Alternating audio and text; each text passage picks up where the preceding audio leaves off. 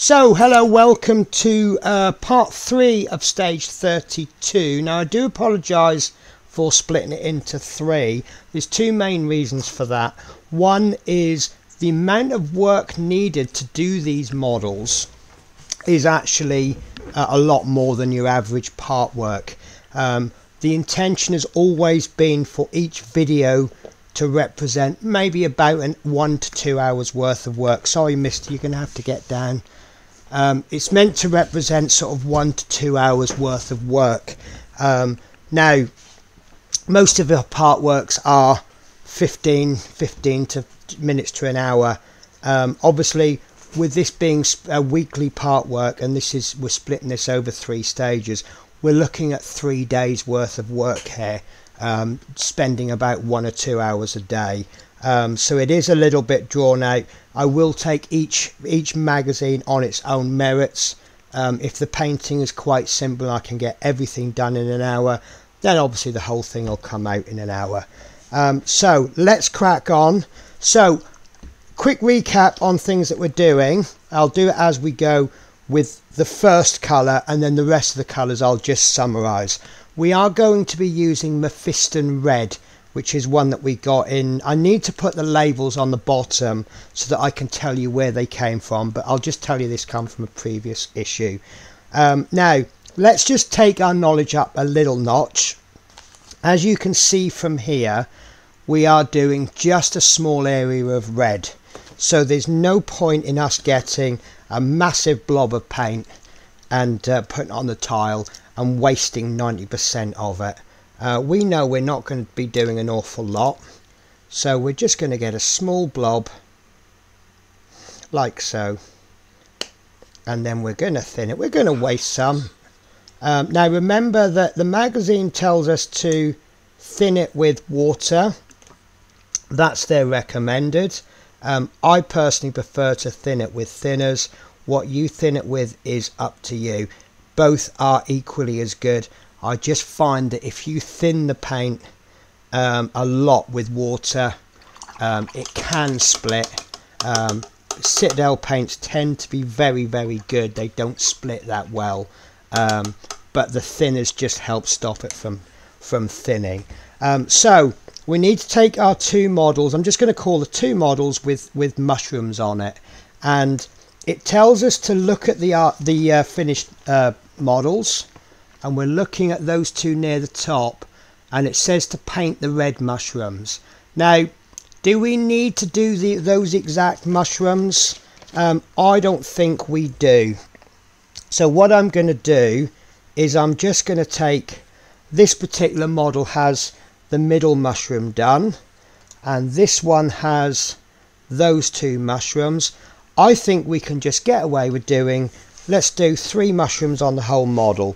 Now I am going to do the same mushroom on this one, because I think having the red one in the middle is going to even it out. Otherwise you're going to have one odd mushroom sticking out on the side.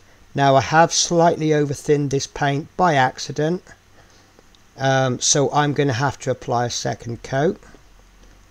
That's not a problem, it's just extra work, but thinner coats means less chance of brush marks. So is it a bad thing? I really don't think so. Okay, and I think with this one, let's do the inner one. In fact, do you know what, because I've done the same mushroom on the other side, on the other model, and this one is actually telling us to do this inner mushroom, I'm going to be a bit of a rebel. Let me just finish this one off.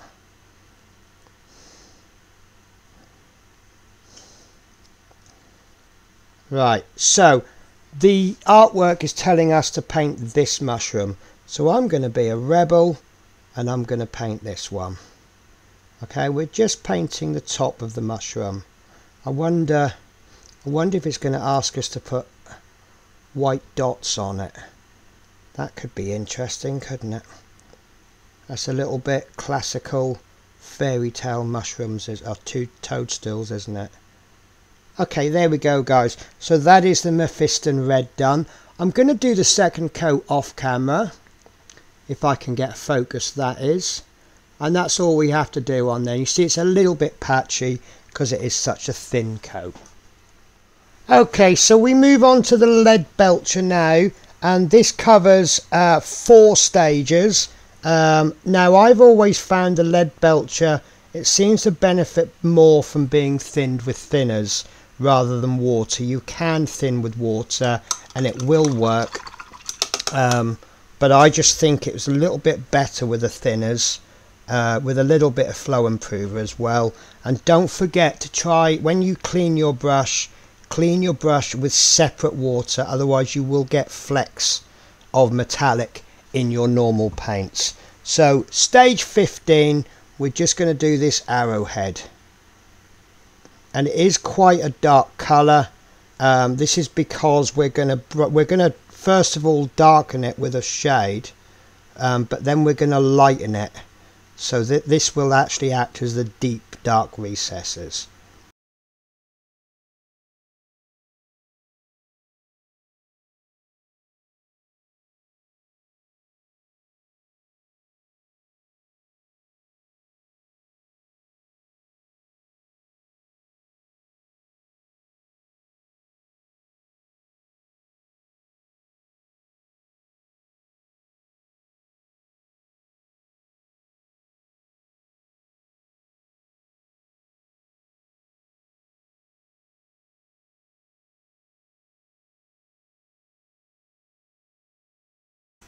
So next up is the Corax White, which is actually a grey, and all we're going to do, and this is quite interesting, we're going to go over the mushrooms that we did with the previous colour. Now I suspect the reason why we painted that with, I forget which colour we used now. We used a Rathbone, didn't we? I suspect the reason we used the Rathbone is because if we put this straight over the black, it would come out quite grey. So we've used the Rathbone to give it a good coverage and lighten the overall colour, and then we've gone for the Corax White to actually give it the base colour that we actually want. Okay, so the next colour, we're only going to do 2 stages, is Runelord Brass. Now if you look inside that gongy thing, you'll see there's a moon, a sun or a moon, and what we want to do is we want to pick that raised detail out with the Runelord Brass. And I am definitely going to have to take my glasses off for this, and I'm actually finding it a little okay, sorry, my apologies for that. What actually happened there was I slipped and I put a big blob on, so I've just sort of dabbed it with a cloth, and I've removed it, so I'm having to start again. So what I'm doing is I'm going as close to the edge as I can, popping a blob of paint in, and then push it in like that. So you don't have to be really careful and go right up to the edge. See if I can do that again down here. So we put some blobs in, pop some blobs in, and then push it like so up, and push it to where we want to go. It's actually quite easy. It's a little bit more time consuming, but as you can see, it's a lot more accurate. And I'm also using a very small brush.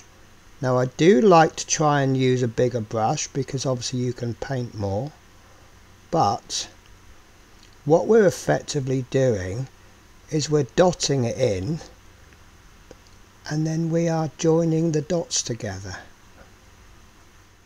Okay, one area I forgot about is these little spiky bits on the ends of the nets, so they want to be done in Runelord Brass. Okay, and they're quite simple because they're quite large open areas. They're not actually touching anything. Don't worry about if you get a little bit on the base. That's absolutely fine. We've not done the base yet. Okay, so for the last 2 stages we're going to be using some special paints. This one is a shade, it's called Agrax Earth Shade. It's basically like muck. a kind of a muck colour. The next one we'll be using is the Contrast Gryph-Charger Grey. Now what this is supposed to do, I'm not experienced with these and I'm not convinced they're great yet, mainly because I haven't used a lot, is that they're kind of going to darken, deepen the recesses and leave the highlights nice and bright, which is one of the reasons why we do that zenithal highlight. It's going to sink down into the dark bits, and it's going to, you know, where it's dark, and then it's not going to cover the white so much. But let's get on with the Agrax Earthshade. We don't have an awful lot to do with this, but it will have a good effect. And we're just going to get a little bit, not too much, and we're going to paint over these red mushrooms, just the red bits. There isn't an awful lot of detail on these, but as you can see, it has changed the colour of them. So you see this one has got Agrax Earthshade on and these two haven't. So can you see that it's now added a bit of tonal variation? You've got dark bits and light bits. So it's just starting to go into those recesses. Now if you find that it pools a little bit too much in one area, just use your brush to wick it off. Like so. And then it will change a little bit once it's dried. Obviously I will show you what it looks like when it dries. Now normally you'd use a special brush. You'd use what's called a wash brush. They tend to have softer bristles and they absorb more of the actual wash, so you can paint a larger area with them. But this brush is absolutely fine for it. It's just a case of you have brushes that can do the job and you have brushes that are best for the job. Okay, and that's that done. And it will look nicer once it's dried. Okay, so the last stage of the model is to use this Gryph-Charger Grey. And what we're going to do is we're going to get a little bit on the paint and we're going to go through all of the all of the white mushrooms, including the stalks. Okay, and apply a good amount. Don't absolutely flood it, but do apply a good amount. Forgive me, I'm doing this without glasses on. And what you'll notice with this, we should be able to see the difference between a contrast and a wash. If I can find the other one, there we go. And it looks like I've made a really good choice of what mushrooms to paint. Quite by accident. Now, as I say, I haven't used this contrast much, other than in the previous issues.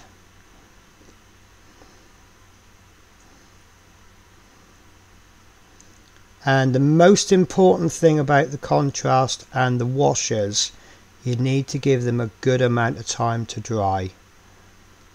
Okay, if they're wet, if there's any dampness in them and you paint over them, you will end up with a big mess. So I'm going to go away for a few minutes and then I'll come back when everything's dry and we'll do a summary.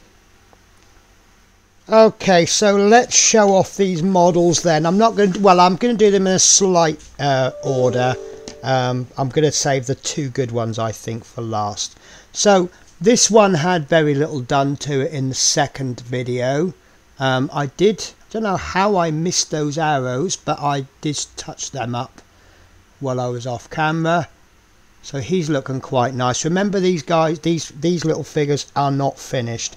As we build up more paints during the collection, we will add more to them. So this guy, he's looking pretty good. Mostly base paints, very little extra additional detail added, but he's looking pretty good. This guy, I'm not sure if I'm happy with that net, but I know there will be extra layer paints added to the top. But I think that Rune Lord brass really did help, and I do like the green skin models, because that green, it just kind of, it's like a bit of contrast, isn't it? It doesn't always go well with the colours that they use. So this is one of the archers. He's got quite a lot going on with regards to the Rathbone colour, but he's looking pretty good. And I'm coming round to the contrast paints. So this is our little musician. It's quite a lot going on. I gave it a second coat of Runelord Brass, so it's really picked that little is that the moon? But that's really come out. His little stick thing is fine. But take a look at the mushrooms, guys. So let's use something to point with. So with the red one, you can see the shading has gone into the middle there. It's darkened all of it, but it's especially darkened that detail closer to the bottom. Now the contrast paint, on the other hand, it's done very little to shade. It's done a little, obviously.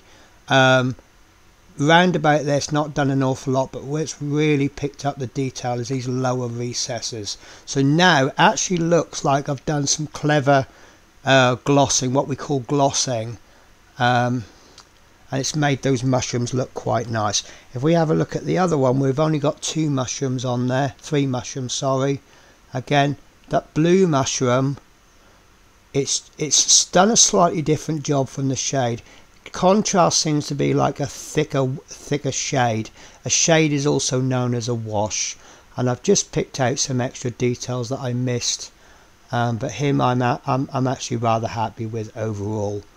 Okay, so in a future issue, I don't know which one, we will be adding more to him. So I've actually labelled all of mine by issue number, because they tend to say, you know, get the models, what I forget, keep forgetting what they're called. Get the Moonclad shooters from issue 32. So there we are, I've got them labelled. And I'll put those aside. I haven't done the rest. I might do them one day. I may do them as a separate video, I may not. But I've done one of each model. So there you go, guys, that is issue 32 complete. So next week we will move on to 33, which is the Night, oops, sorry, I'm losing bits everywhere, which is the Night Judicator, and he looks pretty impressive. Blades, of course, we'll learn a little bit about Chaos, but yeah, that's what we're going to end up with in the end. How many issues that takes, I'm not sure. It will be 2 minimum, and then when we go on to issue 34, we get a new shade and we get a new base colour, and I know that's a nice colour. So hopefully you join me next week when we start on the Night Judicator. Take care, guys. Bye bye.